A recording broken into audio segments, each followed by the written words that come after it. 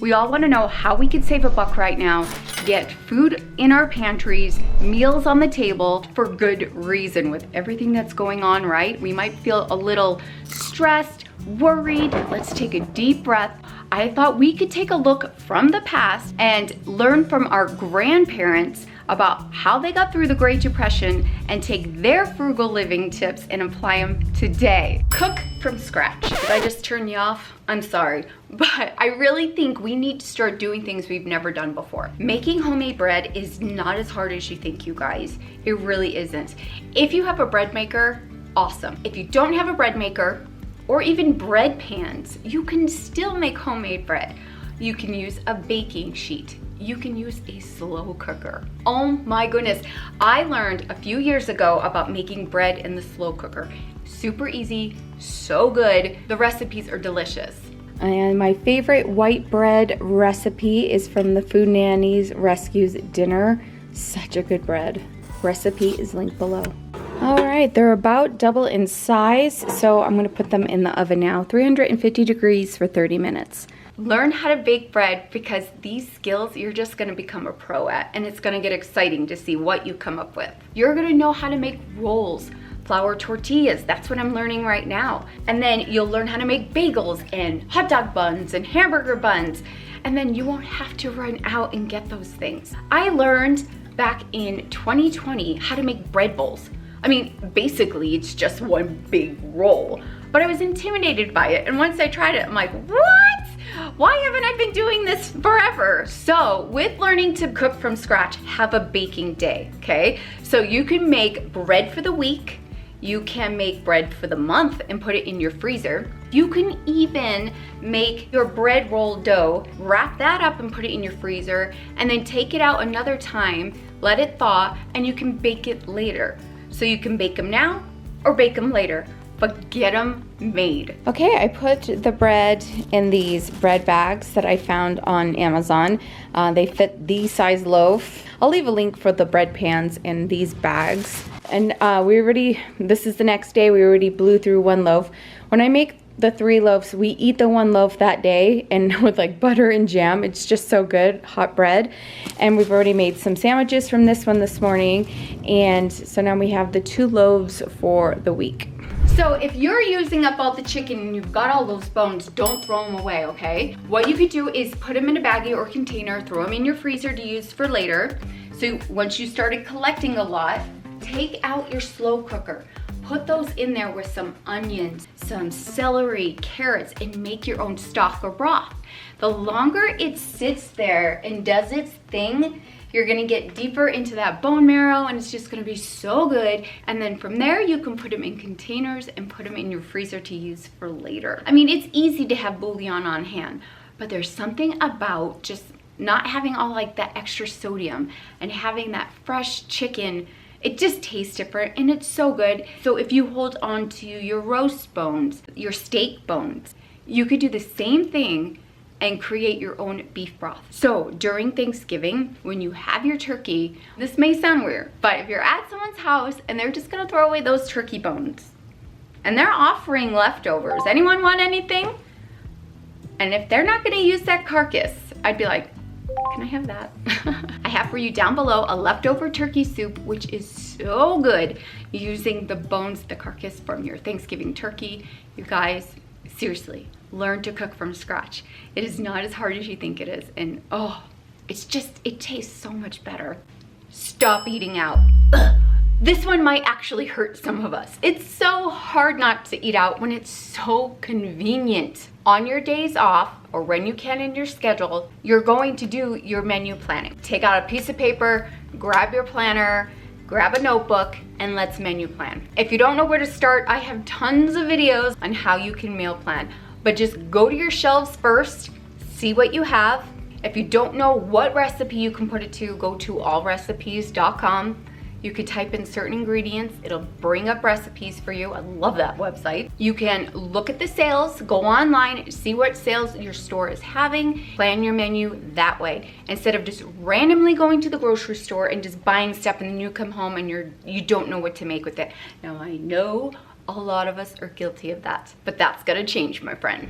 Eat breakfast at home. I know it's so fun to go and have breakfast somewhere else. It always tastes better, but you could save so much money when you make breakfast at home. You can make country breakfast bowls ahead of time. Make up a ton of like scrambled eggs. I have lots of videos where I share different recipes for make ahead breakfast. You can do make ahead breakfast burritos. Those are so easy. In a tortilla, put your scrambled eggs in there, sprinkle some cheese. You can add any veggie that you love with it. Put some salsa in there, wrap it up in saran wrap. You don't need to use aluminum foil. Put that in a container or baggie and get it in your freezer. When you take one out, unwrap it, put it in like a napkin or wrap it in a paper towel, put it in your microwave for like a minute, maybe 30 seconds. It all depends on your microwave. Your paper towel is going to absorb all that moisture, and then you can take your breakfast burrito and head out the door if you need to. Instead of going to McDonald's and getting Egg McMuffin sandwich, those are so easy to make up at home. Take your English muffin, lightly toast them up, put some butter on there, fry up some eggs, put that fried egg down on the English muffin, and then take some Canadian bacon. If you already have bacon or ham slices, like deli meat, put that on there. Put a slice of cheese, and then top it off, wrap it up. You could freeze those and make those ahead of time. You can even do pancakes ahead of time. French toast, it's so easy. Now, is it nice once in a while to go and get that at a restaurant? Absolutely. But I want you to think about how often are you already doing this? That's a lot of money every week, every month. Leftovers, I know, you're like la la la la la. I know, leftovers are hard, I get it. Take that leftover and find a new recipe that you could turn it into. That way your picky eaters will eat it. Let me give you an example. In my pantry, I have some packages of opened spaghetti that I need to use up. So with our pasta, I have some leftover Popeye chicken. We splurged the other day and we gotta use it up. So I'm gonna cut up this chicken and we're gonna have like a yummy spaghetti Parmesan bake for dinner. Okay, rinsed off the spaghetti, put it back in the pot, cut up the Popeye's chicken, have all that here. I have some mozzarella cheese from Costco. I just opened up the second bag. And from in my food storage room, I grabbed 2 jars of Prego. Probably only need 1, but we'll see how it goes.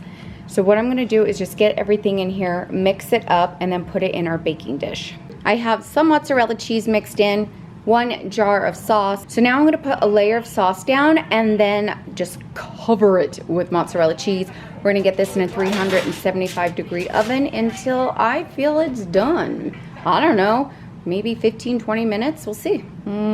Cheesy, chickeny, delicious, look at that. So we used up some leftovers, used up some pantry items, and we made a yummy spaghetti chicken bake, like a Parmesan chicken bake. Yum. With making your own breakfast and using leftovers, if you have any leftover oatmeal, you can make waffles with it. Did you know that? Oh yeah. I learned this from going through some Great Depression recipes. Let me share it with you. I'm gonna sift together the flour, salt, and baking powder. Okay, we're gonna add our egg yolks in, but we're going to separate these eggs. So I'm gonna put the egg whites in the bowl, and then we'll put our yolk in, because we still need the egg whites for this recipe. Boom. Then we're gonna add our milk and our cold oatmeal. And this was old-fashioned rolled oats. We're gonna beat well and get rid of the lumps. Now we have to beat the egg whites. So we do this until it becomes like a stiff froth, and then we can fold it into the batter. Okay, I have my waffle iron greased up, and I'm not sure how much batter to put in, but I have a ½ cup here. Ooh, look at that. This is so good, you guys. Yum.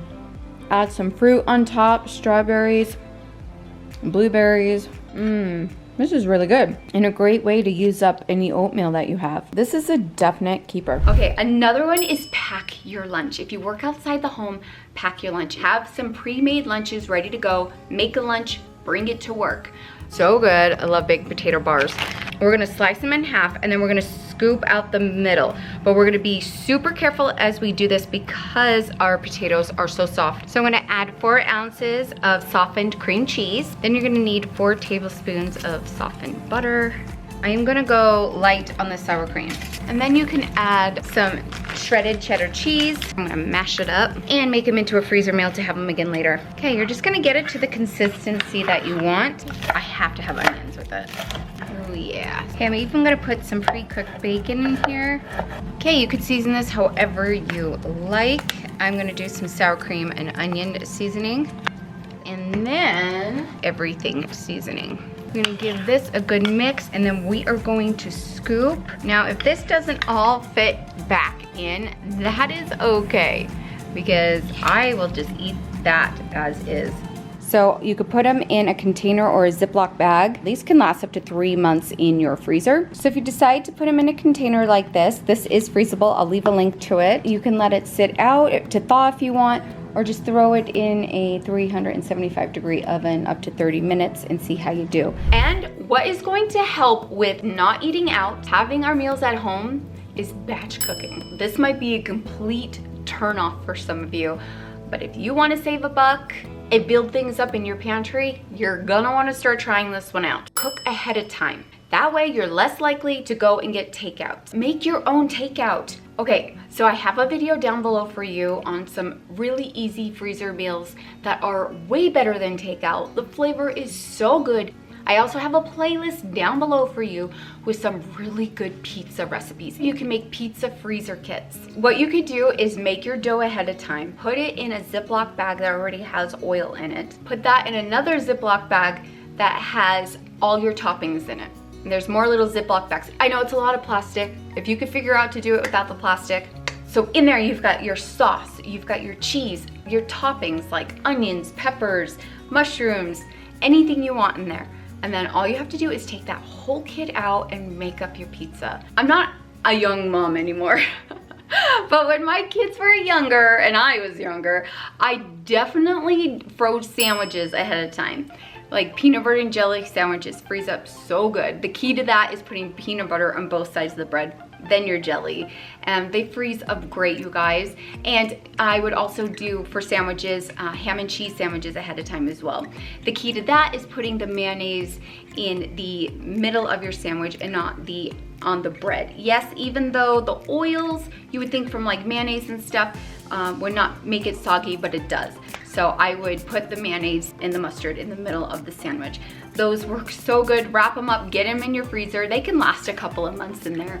But all you have to do is take them out in the morning and put them in their lunch bag and it's thawed out by the time they have lunch. Just that little prep that you could do saves money, saves time, especially if you have crazy mornings where it's hard to get out the door and the thought of making their lunch just drives you crazy. Like, give me those lazy mom hacks. Are you kidding? Like, give them to me. I want to know them all. Our great-grandparents, they didn't have those convenience foods. Everything had to be made from scratch. And they learned to preserve things, like your ham. So if you had ham from Easter and you still have the ham bone, you can make split pea soup, ham hock soup. There's so much you could do with it. We need to learn and get these skills back. They're definitely gonna save us so much time and so much money. Don't waste food. Yeah, it seems simple, but it happens. I get it. If I know I can't get to something, I will throw it in the freezer. If I know I can't freeze that item, I hurry and make a batch of whatever it is, use it up, and be done with it. So for example, we have been snacking on these grapes that I got. They lasted pretty long, but this last batch we didn't wash up or eat yet. And some of them are starting to wrinkle and not feel so good, but there's still some good hard ones in here. So what I'm gonna do, even with the soft ones, I could wash this up and throw it in the freezer. Frozen grapes are such a nice treat, especially when it's super hot outside. So I can wash these up, throw them in the freezer, we can have them as a cool treat. Or I can hurry and make some chicken salad. So I am definitely not letting these grapes go to waste. They're either heading to the freezer or I'm making some chicken salad. Learn how to preserve food. I've got some really good books that I've been reading and studying, and I'm trying to get a little more daring. So you can do water bath canning, there's pressure canning, and you could take what you already love and store it and preserve it that way to have for later. There's things like the freeze dryer, a dehydrator, Presto has a canner that you could do your pressure canning in, or the good old pressure canner. You could water bath. You can even just freeze your food. I have a video down below on 40 things that freeze well, if you want to know what you could freeze. So another video on 25 more things that freeze well. I also share with you how you can freeze garden vegetables. Not everything needs to be blanched, because seriously, if I have to blanch it, ugh. I'm all about chop, put it in, go, be done. Learn a new skill, making things that are gonna last for later. These is what's going to help us when it gets really, really crazy, and having these skills on hand are gonna be so helpful. So if you have a grandparent that's around or a parent that knows how to do these things, get them over, or if you're not near them, FaceTime.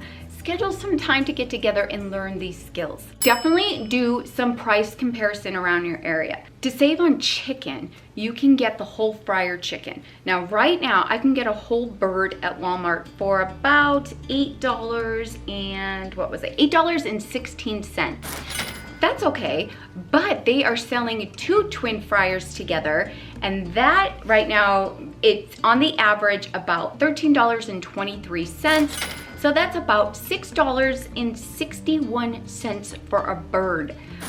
That's awesome. Now you can roast that up. Having roasted chicken is so good. When we had all the kids here, we are a family of 6. Our oldest is married. And so with her gone and our oldest son in the Army, there's only 4 of us. So 1 fryer bird is plenty for us. So for $13.23 on the average for a twin pack, that is awesome. Also with chicken, our chicken breast is still quite high here. The lowest is right now at Walmart for $3.42 a pound. Ugh, I'm not paying that.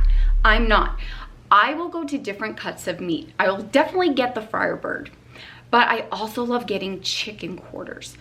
Walmart right now has a bag of chicken quarters for $6.72. The chicken quarters are 10 pounds a bag. You can get the chicken quarters and make your meals stretch with that. That is a good price on chicken, but they also have a bag of drumsticks for $4.97, and that's 5 pounds.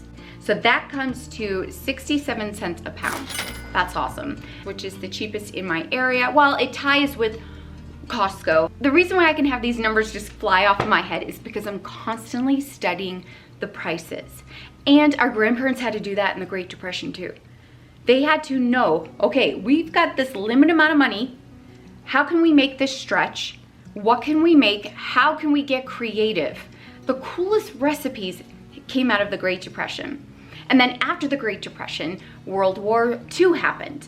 And what happened in World War II? We started getting like canned goods. And then the whole world of casseroles just like exploded. So some of our favorite comfort foods actually started during the Great Depression. So the reason why I could just tout these prices off is because I have been keeping track of them for years. I have said here on this channel to have a price book. Grab a notebook, pad of paper, and start tracking prices in your area. I took what I used on my computer and we came up with the Know Before You Go grocery price book. I'll have it linked for you down below. You'll be able to track 4 grocery stores in your area with the item that you're looking for. Right here, you could track 4 stores, the category, unit by price, price and unit price.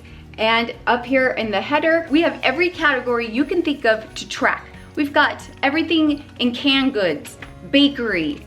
They're all different color titles up top, so you could flip to right where you need. You could track things in the freezer section, produce section, bakery section, baby, wines, gosh, down to house cleaners, to help you keep track of your prices. This will be linked for you down below. This is how I save money.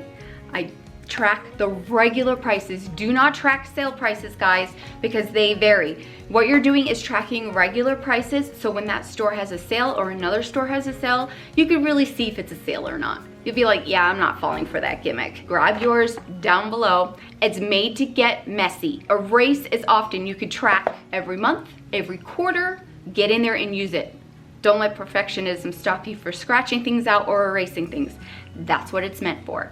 And that's what our grandparents or great-grandparents had to do during the Great Depression, was to be vigilant. They just couldn't go and grab whatever. So we need to be frugal and really look and see where the best deal is. For example, I know that I'm gonna save a ton more at either Sam's Club or Costco for my romaine lettuce. There is no way I'm going into a normal grocery store and paying that price. 2 months ago, and I was angry. My Costco was out of romaine, and I wasn't gonna drive 20 minutes to Sam's Club, and I needed romaine, and I paid a lot more at the regular grocery store than the bulk store. Ugh. Before you head out into the stores, know before you go. Take advantage of your freezers, okay? Stock them up. I have been stocking my freezers for I don't even know how long. I mean, stock them up. If you can afford to get another freezer, I highly suggest you do. When you see a deal happening, grab it, throw it in your freezer. That way, in the moment, yes, you're paying for the cheaper price, but later when you want to cook something up, you're not running out to the store buying that thing where it's already spiked in price, like with inflation. Stock your freezers.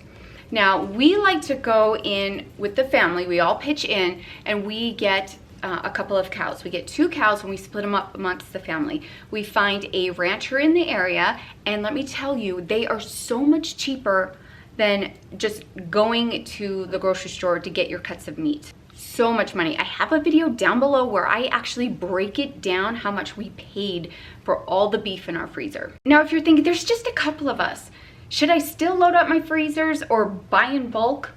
Yes. You save so much by doing this, but you have to watch the sales, keep your eye on the prices.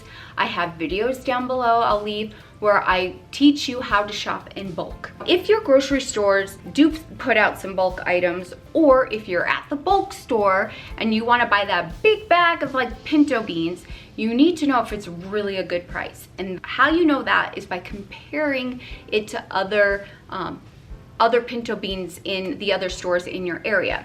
But you might be thinking, okay, but my local grocery store doesn't sell big 25-pound bags of pinto beans. That's okay. What you're gonna look at is the unit price.